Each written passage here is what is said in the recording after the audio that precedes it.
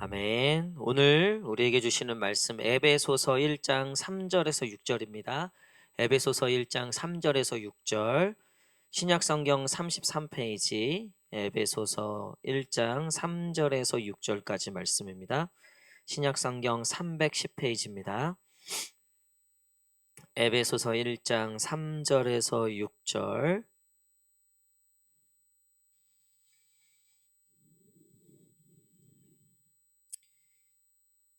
에베소서 1장 3절에서 6절 우리 다 함께 한 목소리로 읽겠습니다. 신약 성경 310페이지 다 함께 읽겠습니다. 시작. 찬송하리로다 하나님 곧 우리 주 예수 그리스도의 아버지께서 그리스도 안에서 하늘에 속한 모든 신령한 복을 우리에게 주시되 곧 창세전에 그리스도 안에서 우리를 택하사 그 앞에 거룩하고 흠이 없게 하시려고 그 기쁘신 뜻대로 우리를 예정하사 예수 그리스도로 말미암아 자기의 아들들이 되게 하셨으니 이는 그가 사랑하시는 자 안에서 우리에게 거저 주시는 바 그의 은혜의 영광을 찬송하게 하려는 것이라. 아멘. 할렐루야. 예, 우리 오후에 배우신 성도님들, 우리 옆 사람하고 한번 이렇게 인사하겠습니다. 우리 환한 미소로 하나님께서 복 주실 겁니다. 은혜 주실 겁니다. 시작. 아멘. 오늘 26년도 내게 주실 복, 26년도 내게 주실 복이란 제목으로 같이 말씀 나누도록 하겠습니다. 우리 25년도에 하나님이 어떤 복을 주셨는가 우리가 세어보는 시간이기도 하지만 다가올 26년도에 또 어떤 복을 주실까 기대하는 마음으로 우리가 또 26년도를 기다리고 있는데요. 오늘 이 에베소서 1장 3절 말씀은 대찬송시라고 해서 사도 바울이 이 말씀을 13권, 성경 13권을 기록했는데 그 중에 딱 두 군데가 나와요. 찬송하리로다. 3절 우리 한번 읽겠습니다. 3절 시작.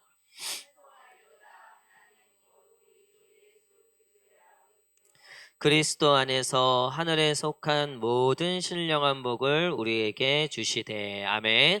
보통은 하나님이 나에게 이런 은혜를 주시고 이런 복을 주셨어요. 그래서 감사해서 찬양을 하는데 사도 바울이 순서가 바뀌었어요. 먼저 찬송을 하고 그 다음에 그 찬송의 이유를 얘기하는 거예요. 자, 앞에 복이 있고 뒤에 찬송하는 건 내가 받았으니까 찬송하겠다는 건데 내가 찬송하고 그 다음에 복을 얘기하는 건 어떤 의미가 있냐면 그 복이 아직 내게 안 왔을 수도 있고 그 복이 아직 나에게 없을 수도 있는데 나에게 복을 결국 주실 그 하나님을 생각하니까 그게 너무 감격이 돼서 먼저 찬양이 터져 나왔다는 거죠. 이게 고린도전서 1장 3절에도 있는데요. 사도 바울이 에베소서는 감옥에 있을 때 그리고 고린도 교회는 사도 바울을 가장 힘들게 했던 교회예요. 그러니까 사도 바울이 가장 힘든 상황에서 그러면 찬송보다 지금 내가 복을 뭘 받은 건가? 왜 내 삶이 이런가 할 만한데 사도 바울은 그것을 그렇게 해석하지 않고 비록 지금 내 삶이 이렇지만 내 형편이 이렇지만 장차 내게 반드시 줄 하나님의 그 신령한 복들을 생각하면서 먼저 찬양했다는 거예요. 여러분 26년도를 앞두고 있는 오늘인데요. 26년도를 먼저 감사하고 먼저 찬양하시는 저와 여러분 되시기를 간절히 축복합니다. 저는 저번에 일주일 동안 기도원에 갔을 때 하나님 26년도 우리 교회를 어떻게 이끄실 겁니까? 음성을 들려주십시오. 제가 그렇게 갔다 그랬잖아요. 가서 제가 딱 한 음성 들었어요. 한마디 들었어요. 그게 뭐라 그랬어요? 내가 너희 교회를 임재가 충만한 교회로 이끌겠다. 할렐루야. 수요일 날 기도 끝에 딱 그 음성이 들리는데 아휴, 제가 솔직히 말하면 목요일 금일은요 진짜 놀다 왔어요. 놀다 왔어. 물론 이제 눈 때문에 이거 내려갈 수 있을까 없을까 고심 막 조마조마했지만 딱 그 하나님의 음성이 딱 들리니까요. 아직 다가오지 않은 26년도인데 26년도도 이미 접수가 됐다 안 됐다? 됐다 안 됐다? 이미 접수가 됐다. 26년도 우리 교회는 더 부흥한다 안 한다? 부흥한다. 여러분들도 잘 된다 안 된다? 잘 된다. 제일 잘 되는 건 누구다? 나다. 우리 제일 잘 되는 건 누구다? 나다. 나 여러분들이 잘 됐으면 좋겠어요. 그게 우리 교회 잘 되는 거죠. 근데 26년도에 하나님이 내가 너희 교회를 또 너의 삶을 너희 성도들을 너희 가정을 임재로 충만하게 하겠다. 그러니까 아직 안 왔는데 이미 제 마음은 그걸로 끝났어요. 그 한 음성으로 26년도 목회할 힘이 생기고 용기가 생긴 거예요. 여러분 이게 굉장히 놀라운 거예요. 사도 바울은 이 감옥에 있으면서 하나님의 음성을 들은 거예요. 어떤 음성이었냐면 내가 너에게 신령한 복을 주었다. 여러분 우리에게 주실 이미 주셨을 또 앞으로 다가올 우리에게 주시는 그 복은 첫 번째 신령한 복인데요. 첫 번째 그 신령한 복이 뭐냐면 택하신 복이에요. 4절 한번 읽겠습니다. 4절 시작.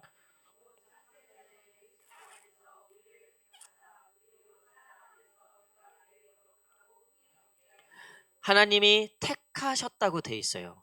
여러분 신학적 용어로요. 택함과 육이라고 얘기해요. 택했다면 택함을 받지 못한 분명히 그 존재들이 있을 수 있다는 거죠. 우리는 택하지 못한 존재에 대해서 관심을 갖는 게 아니라 택함을 받은 거에 마음을 두는 거예요. 중요한 건 내가 감옥에 있고 고린도 교회에서 내가 심한 박해를 받고 있어도 결국 나를 부르시고 나를 택하신 분이 누구라고요? 우리 하나님인 줄 믿습니다. 저와 여러분들을 택해서 부르신 분이 누굽니까? 하나님이에요. 여러분 만약에 내가 교회 나온 게 누구 때문이다라고 하면 그 누구가 잘하면 상관없지만 그 누구가 무너지게 되거나 그 누구 때문에 상처를 받으면요. 교회 나가기 힘들어져요. 어떤 분들은 이런 경우가 있어요. 아, 교회 목사님이 참 좋아서 나갔다. 우리 교회 대부분 다 그렇죠. 그러면 큰일 난다는 거예요. 그러면 큰일 나요. 누구 때문에 교회를 나간다. 이게 우리의 교회 나가는 이유가 돼서는 절대 안 돼요. 물론 아 우리 리더 때문에 내가 살지. 아 우리 권사님 때문에 우리 장로님 때문에 내가 살. 물론 그런 건 있겠죠. 그런 건 있겠죠. 우리 오늘 어르신들 식사하는데 너무 해맑으셔. 일단 남이 사주는 밥이야. 일단 그 밥 자체도 너무 맛있어. 그리고 오랜만에 이제 어르신들이 이제 야 한 번 이동하실래니까요. 이게 정말 이게 어르신들한테는 그것도 일이세요, 진짜로. 예.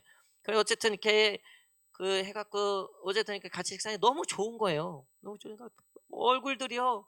다 소녀들이 되셔서 소녀들이. 말도 많아지시고 미주얼 고주얼. 그래서 우리 또 날 풀리면 또 이제 마실 갑시다. 그렇게 말씀을 드렸는데요. 여러분 너무 좋죠. 교회 서로 사랑하고 서로 교제하고 하는 것도 너무 좋지만 근원적으로 여러분 우리를 부르시고 택하신 분이 우리 하나님이시라는 거예요. 나는 오늘도 누구 만나러 온 거예요? 하나님 만나러 온 거예요. 오늘 나를 부르신 분이 누구예요? 하나님이에요. 오늘 정인순 권사님이 오늘 교회를 못 오셨어요. 못 오실 분이 아닌데 그러니까 우리 장로님이 전화를 해보시니까 어제쯤 넘어지셨대요. 그래서 이제 오늘 이제 아침에 일어났는데 못 일어나셔서 그래서 끝나고 우리쯤 시간 된 시는 리더십들 같이 해서 잠깐쯤 가서 기도 한번 해드리고 오려고 그러는데 제가 혹시나 해서 우리 권사님 성격에 이거 가족들한테 안 알렸을 거다 싶어갖고 제가 따님한테 전화를 하니까 역시나 모르시고 계시더라고. 내가 괜히 고자질했나 싶기도 해요. 권사님 곤란하게 했나. 그러니까 따님이 내가 엄마 나가지 말라고 그렇게 얘기했는데 결국 나가서 그렇게 막 딸이 막 흥분하시는 거예요. 아니 집사님 그러려고 말씀드린 건 아니고 혹시라도 이제 따님들이 오셔서 어머니 어디 모셔 가셨나 싶어서 확인해 보려고 전화를 드렸다. 어쨌든 그래서 뭐 전혀 모르고 계셨더라고요. 그러니까 우리 권사님이 아무래도 또 자녀들한테 미안하니까 얘기 안 하셨겠다. 제가 보니까 어르신들이 대부분 다 그러세요. 그래서 제가 걱정이 돼서 따님한테 전화해 보니까 역시나 안 하셨더라고. 우리 권사님이 교회 안 오신 거 참 아쉽죠. 저도 아쉽고 우리 같이 식사를 못 하시고 아쉽죠. 그럼에도 불구하고 가장 아쉬울 분은 누구냐면 하나님이시라는 거예요. 여러분 우리가 교회 빠지면 뭐 누구 연락도 안 하고 뭐 내가 빠진다고 뭐 사람들이 알아주나 뭐 그래서 괜히 한번 빠져보잖아요. 사람들이 나를 얼마나 알아주나 막 괜히 그런 거 있잖아요. 그럴 수 있어요. 뭐 마음이 어린데 어떻게 그거 뭐 속고 애들처럼 뭐 그렇게 하겠다는 그건 말리지 못하는 거예요. 뭐 삐지고 어쩔 수 없는 거. 다만 여러분 하나님을 생각해 보세요. 하나님이 여러분들을 이 자리까지 부르시고 택하시고 하기까지 그 십자가에서 하신 일들을 생각해 보세요. 여러분 우리를 택하셨다는 건 그냥 택한 게 아니에요. 하나님이 엄청난 값을 지불하시고 택하신 거예요. 엄청난 희생을 치르시고 저와 여러분들을 택하셨다는 거예요. 여러분 이게 우리가 받은 엄청난 복이에요. 우리 옆 사람 손을 한번 꽉 잡아주시고 하나님이 당신을 택하셨습니다. 시작. 여러분 그런가 하면 신령한 복 두 번째는 뭐냐면요. 우리로 거룩하게 하신다는 거예요. 자 다시 한번 4절 한번 읽겠습니다. 4절 시작. 곧 창세전에 그리스도 안에서 우리를 택하사 우리로 사랑 안에서 그 앞에 거룩하고 흠이 없게 하시려고. 아멘.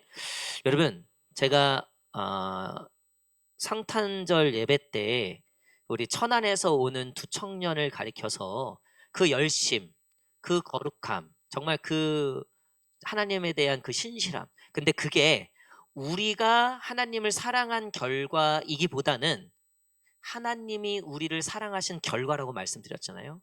저는 이 말씀에 전적으로 동의해요. 여러분 하나님이 우리를 택하셔서 우리를 어떻게 하시려고 우리를 어떤 복으로 이끄시냐면요. 우리의 삶을 거룩하게 하시는 거예요. 존귀하게 하시는 거예요.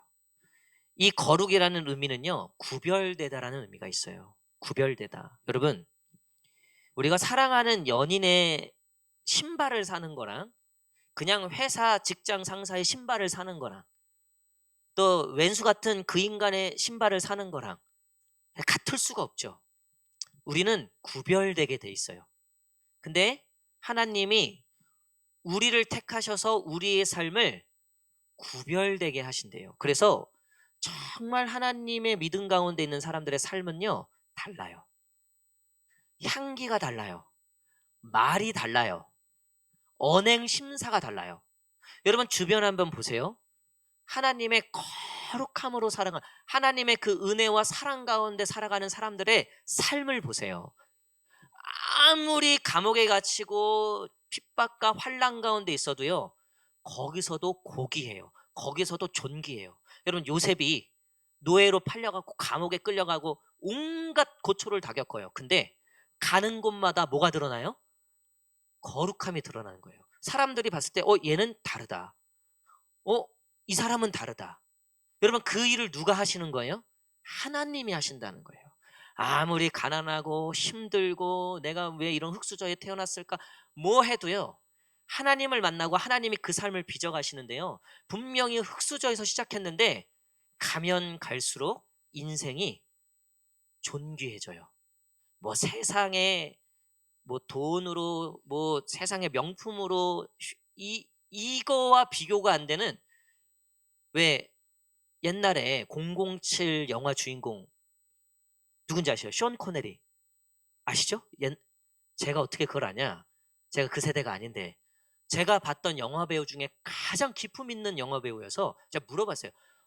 아빠 저 사람 이름이 뭐냐고.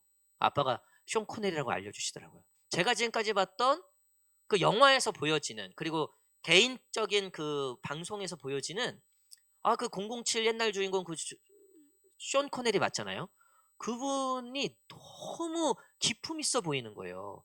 그, 그 풍기는 이 삶의 이 풍기는 것들이 나도 저렇게 늙고 싶다.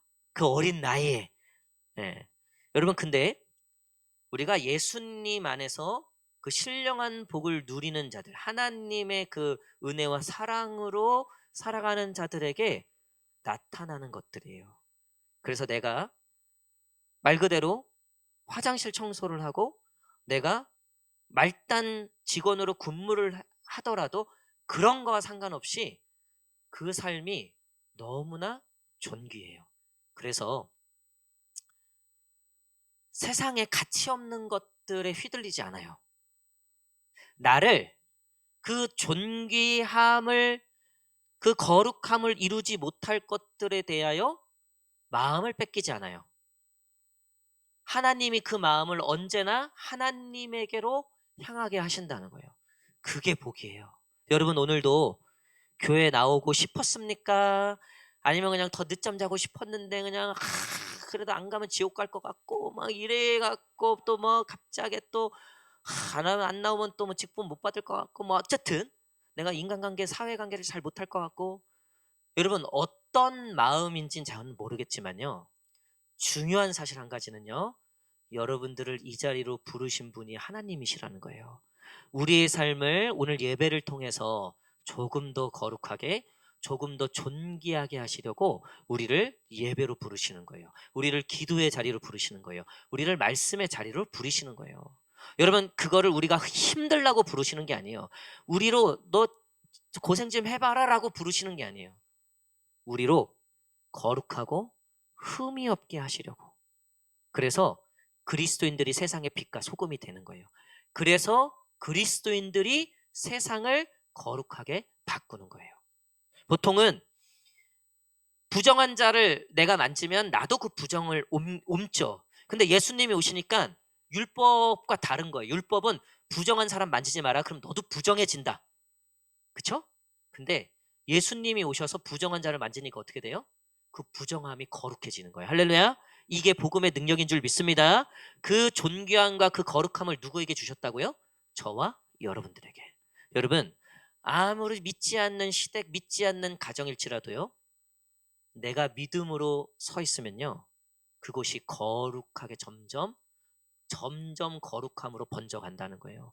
여러분, 자녀에 대해서도 똑같아요. 부부관계도 똑같고요. 우리의 사회생활, 신앙생활도 똑같습니다. 하나님은 우리에게 그 복을 주셨다 그랬어요. 우리로 거룩하게 하시는, 존귀하게 하시는. 여러분, 그런 저와 여러분 되시기를 간절히 축복합니다. 마지막으로 하나님께서 우리에게 주신 신령한 복이 있어요. 그게 뭐냐면 5절입니다. 5절 시작. 그 기쁘신 뜻대로 6절까지 이는 그가 사랑하시는 자 안에서 찬송하게 하려는 것이라. 아멘. 우리에게 주신 마지막 신령한 복은요. 우리로 하나님을 찬송하게 하시고 예배하게 하는 존재로 빚어가신다는 거예요. 그래서 여러분, 예배가 가면 갈수록 이게 정말 지겨워지고 은혜도 없고 예배 시간이 이제는 나에게 어떠한 그 영향도 없고 감동도 없고. 여러분, 그러면 안 돼요.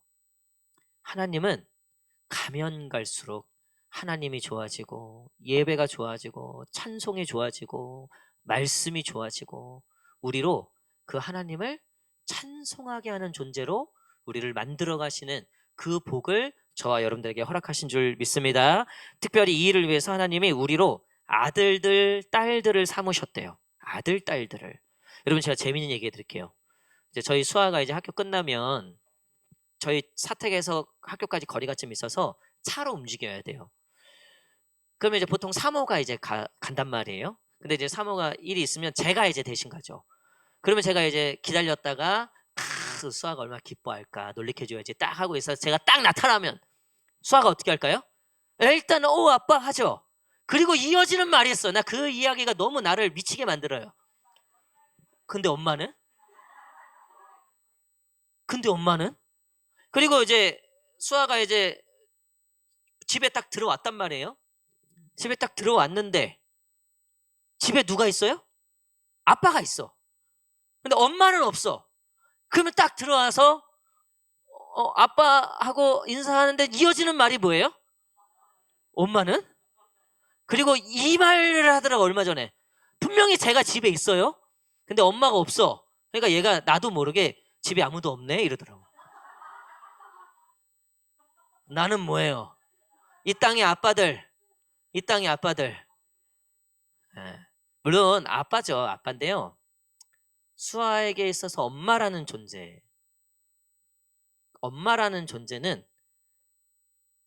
예배의 대상이라 그러면 좀 그렇지만 어쨌든 그렇게 사모하고 그렇게 흠모하는 거예요. 그 존재가 있어야지 자기 존재가 있는 거죠. 그 존재가 있어야지 자기도 있는 거예요. 그렇게 되어 있더라고요. 제가 그걸 보면서 하나님이 왜 우리를 아들, 딸 삼으신 줄 알겠다. 여러분, 우리에게는 그 부모가 있는 거예요. 그 아버지가 계신 거예요. 우리의 존재를 있게 하는 그래서 우리가 하나님을 예배하고 찬양할 때마다 뭘 느껴요? 내 존재를 느껴요. 여러분, 세상에서 내가 호캉스하고 해외 나가서 뭐 하와이 구경하고 뭐 이러면은 내가 살아있는 것 같고 내가 뭔가 존재가 된 거, 그런 느낌이 왜 없겠어요? 그런 거 있죠. 분명히 내가 힐링하고 좋은 거 먹고 좋은 거 관광하고. 여러분, 근데 그거와 비교할 수 없는 내 존재에 대해서 느끼는 시간이 바로 예배 시간이에요. 나를 창조하시고 나를 만드시고 내 모든 길을 아시고 내 존재의 의미를 가장 잘 아시는 그 하나님을 알아가는 시간, 그 하나님을 바라보는 시간, 그게 오늘 말씀하신 그의 은혜의 영광을 찬송하게 하려 함이라. 사도 바울이 왜 찬송하리로다 이게 먼저 나온 줄 아시겠죠? 감옥에 있어요. 평생을 주님을 위해서 헌신했는데 돌아오는 건 차디찬 감옥이었어요. 많은 사람들이 박해하고 핍박하고 어딜 가든 환대를 못 받아요. 어딜 가든 돌이 날라오고 그런 삶을 살았어요. 그 사도 바울, 현실적으로 그에게 주어지는 것들은 사실 영광과는, 찬송과는 거리가 먼 거였죠. 하지만 사도 바울에게 있어서 그의 존재를 가장 잘 느끼게 해주는 건 뭐였냐면 그 하나님을 만나는 거였어요. 그 하나님의 음성을 듣는 거였고 그 하나님을 예배하는 거였습니다. 그래서 사도 바울은 감옥에서 무려 4권의 성경을 써요. 그 영광스러운 하나님의 말씀들. 그래서 이 옥중서신 4권을 보면요, 하나님을 높이고 찬양하고 하나님께 영광 돌려드리는 부분이 가장 많아요. 여러분, 이거는 사도 바울이 비록 감옥에 있었을지라도 자기의 존재가 말년의 감옥에 갇힌 비참한 인생으로서의 존재를 갖는 게 아니라 그 하나님께서 나를 택하셔서 나로 흠이 없고 거룩한 존재로 나를 만들어 가시는 그 하나님을 예배할 때, 찬양할 때 들려주시는 그 음성을 통해서 사도 바울이 이 영광의 하나님을 찬양하는 이 말씀들을 적었다는 거죠. 여러분, 2026년도, 다가오는 2026년도 아마 올해 이 말년을 보내면서 내년에는 기대도 되지만 걱정도 되고 염려도 될 겁니다. 과연 내년에는 어떻게 될까? 과연 내년에는 정말 그런 기적이 있을까? 오늘 사도 바울처럼 이미 우리에게 아직 주어지진 않았지만 나에게 주실, 반드시 나에게 허락하실 그 하늘의 신령한 복을 사모하시면서 2026년도에는 이 놀라운 복들이 저와 여러분들에게 다 임하기를, 충만하기를. 그래서 우리 내년 주제 한번 읽어볼까요? 시작. 주의 임재가 충만한 교회. 할렐루야. 여러분, 주님의 임재가 충만하면요 우리의 존재도 충만해져요. 웬만한 바가지, 웬만한 환난, 고난, 이거를 뚫어낼 수가 없어요. 우리가 하나님으로 충만해지면 내 인생이 충만해져요. 웬만한 뭐 인스타 보고 뭐 누가 이랬는지 흔들리지도 않아요. 흔들리지도 않아. 여러분, 그런 복된 저와 여러분 되시기를 간절히 축복합니다. 기도하겠습니다.